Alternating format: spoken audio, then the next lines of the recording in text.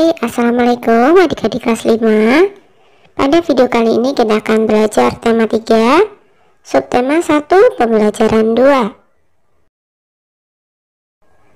Sarapan penting bagi tubuh kita. Sarapan yang sehat memberikan energi bagi tubuh kita. Setujukah kamu jika sarapan itu penting? Apakah kamu selalu sarapan pagi? Berikan pendapatmu dalam diskusi kelas. Nah, selain mengonsumsi makanan yang sehat, minum air bening juga sangat penting bagi kesehatan kita. Apakah yang seharusnya terdapat dalam sebuah gambar iklan? Ya, gambar dan tulisan yang menarik dan mendukung kata kunci dalam iklan. Apakah kata kunci yang dapat kamu temukan dalam iklan tersebut? Pentingnya air bagi tubuh. Kemudian apa makna yang terdapat dalam kata kunci tersebut? Tubuh menjadi sehat karena asupan air yang cukup. Nah, amatilah gambar iklan berikut ini. Iklan memiliki fungsi untuk mempromosikan sesuatu. Di dalam iklan terdapat kata kunci serta gambar yang mendukung kata kunci tersebut. Kalimat yang menarik dan mudah dipahami serta gambar yang menarik menjadi hal penting dalam sebuah iklan. Kalimat yang bersifat persuasif atau mengajak sangat penting untuk ditampilkan. Kalimat tersebut bertujuan untuk menarik minat pembaca akan maksud yang ingin disampaikan dalam suatu iklan. Diskusikan secara berkelompok beberapa hal berikut ini dengan menjadikan iklan pada halaman 12 sebagai bahan observasi. 1. Bertutur tentang apakah iklan tersebut? Iklan di atas bertutur tentang pentingnya air bagi tubuh manusia. 2. Kepada siapa iklan tersebut ditujukan? Iklan di atas ditujukan kepada siapa saja yang membaca iklan tersebut. 3. Apakah makna dari gambar yang ditampilkan di iklan tersebut? Makna dari gambar adalah tubuh menjadi sehat karena asupan air yang cukup. Ini ada gambar tubuh anak yang sehat dan memegang segelas besar air putih. 4. Menurut pendapatmu, mengapa pembuat iklan memilih kalimat dan gambar tersebut? Pembuat iklan membuat kalimat tersebut karena kalimatnya sederhana, tetapi pesan yang disampaikan jelas.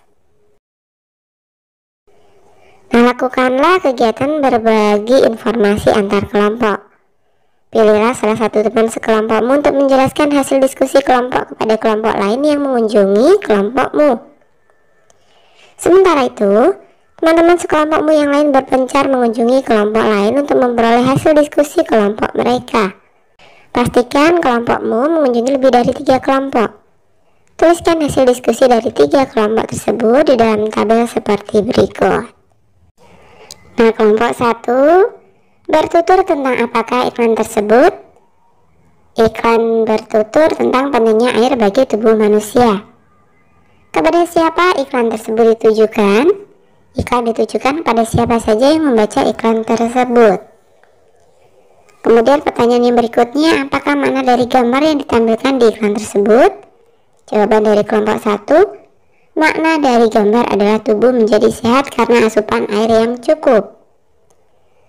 Kemudian menurut pendapatmu, mengapa pembuat iklan memilih kalimat dan gambar tersebut? Karena kalimatnya sederhana tetapi pesan yang disampaikan jelas. Kemudian untuk kelompok 2, pertanyaan yang pertama, bertutur tentang apakah iklan tersebut? Jawabannya, iklan bertutur tentang manfaat air bagi tubuh. Kepada siapa iklan tersebut diajukan? Kepada setiap orang yang melihat iklan. Apakah makna dari gambar yang ditampilkan di iklan tersebut?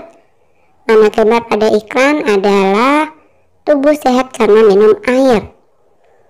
Menurut pendapatmu, mengapa pembuat iklan memilih kalimat dan gambar tersebut? Kalimat sederhana dan gambar menarik. Kemudian jawaban dari kelompok 3, bertutur tentang apakah iklan tersebut? Iklan menceritakan tentang air minum. Kepada siapa iklan tersebut ditujukan? Iklan ditujukan kepada pembaca iklan. Apakah makna dari gambar yang ditampilkan di iklan tersebut? Makna gambar tubuh menjadi sehat karena air. Menurut pendapatmu, mengapa pembuat iklan memilih kalimat dan gambar tersebut? Kalimat iklan mendukung gambar iklan. Nah, itu hanya sekedar contoh ya. Salah satu ciri makhluk hidup adalah memerlukan makanan. Makanan yang telah dimakan akan diuraikan dalam sistem pencernaan menjadi sumber energi, komponen penyusun sel dan jaringan, serta nutrisi yang dibutuhkan oleh tubuh. Sistem pencernaan merupakan salah satu sistem kompleks yang terdapat dalam tubuh kita. Nah, apa sajakah bagian-bagian dari sistem pencernaan manusia? Tanpa kita sadari dan tanpa harus diperintah, sistem pencernaan bekerja dengan sendirinya. Menakjubkan, bukan? Setelah kamu mempelajari sistem pencernaan pada sapi, sekarang perhatikan sistem pencernaan pada manusia seperti pada gambar di bawah ini. Nah, yang pertama ada mulut, kemudian kerongkongan, lambung, usus halus, usus besar, dan anus. Berdasarkan gambar sistem pencernaan pada manusia, coba kamu buat diagram alur perjalanan makanan dari rongga mulut hingga keluar melalui anus pada kolom berikut. Nah, misalkan saja seperti ini ya. 1. Mulut. Ingesti, proses memasukkan makanan melalui mulut. Mastikasi, proses pengunyahan makanan menggunakan gigi. 2. Kerongkongan, ada proses deglutisi, yakni proses menelan makanan di kerongkongan. Kemudian di lambung terjadi proses digesti, yakni proses pemecahan makanan dari zat yang kompleks menjadi molekul-molekul yang lebih sederhana dengan bantuan enzim yang ada di lambung. 4. Usus halus, terjadi absorpsi, yakni proses penyerapan sari-sari makanan yang terjadi di usus halus. 5. Usus besar, terjadi penyerapan air dan pembentukan feses.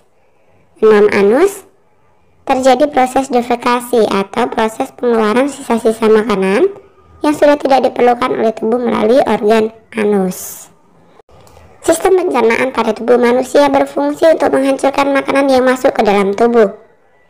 Makanan yang semula dalam bentuk kasar dapat berubah menjadi bentuk yang lebih halus dengan bantuan gigi dan enzim. Dalam hal ini, enzim pencernaan dapat mempermudah proses penyerapan sari makanan.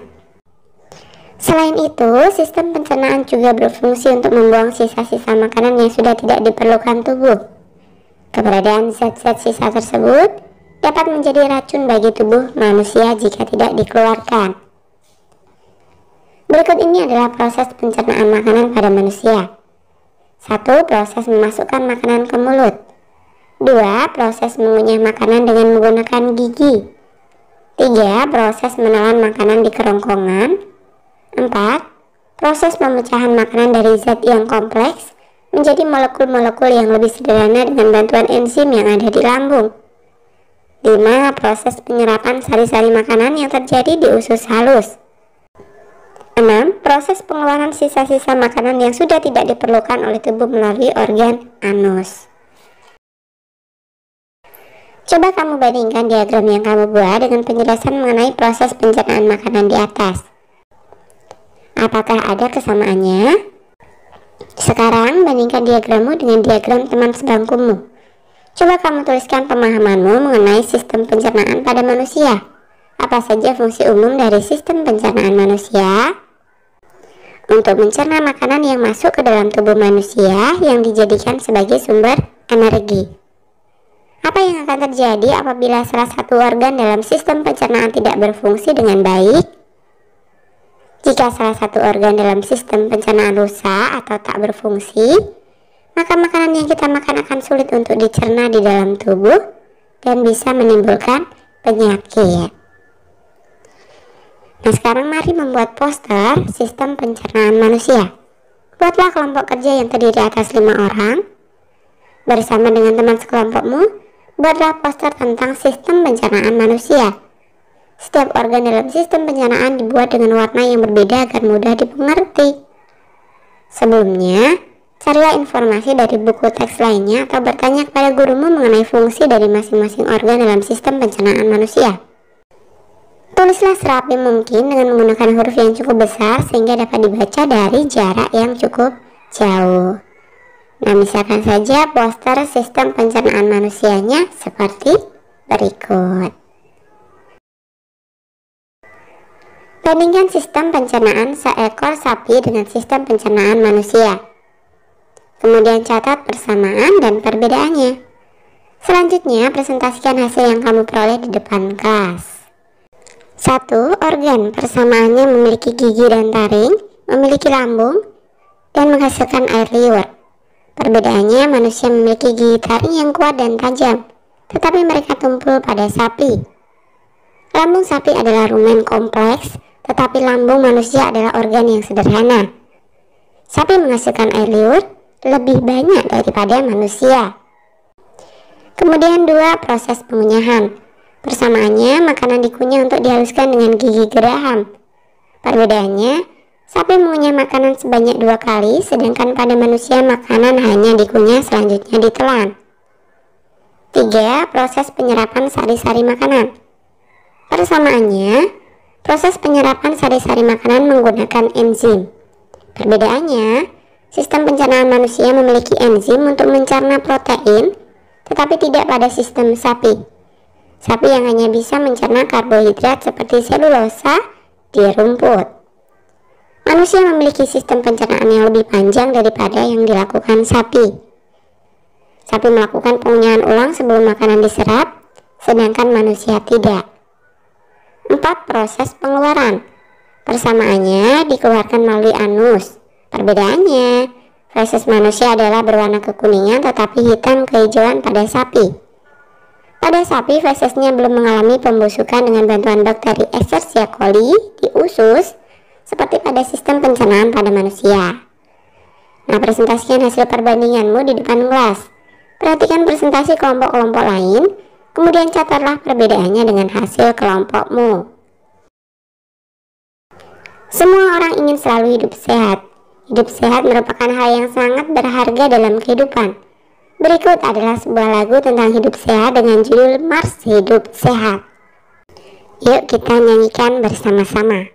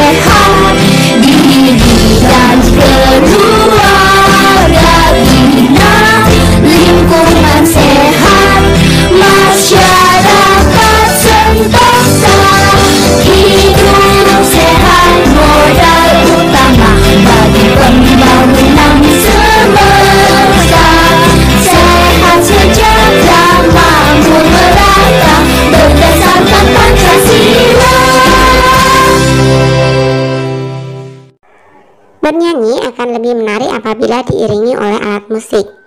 Perhatikan sekelilingmu, benda-benda apa yang bisa kita pakai untuk alat musik. Nah, dalam lagu Mars Hidup Sehat di atas terdapat tangga nada tertentu.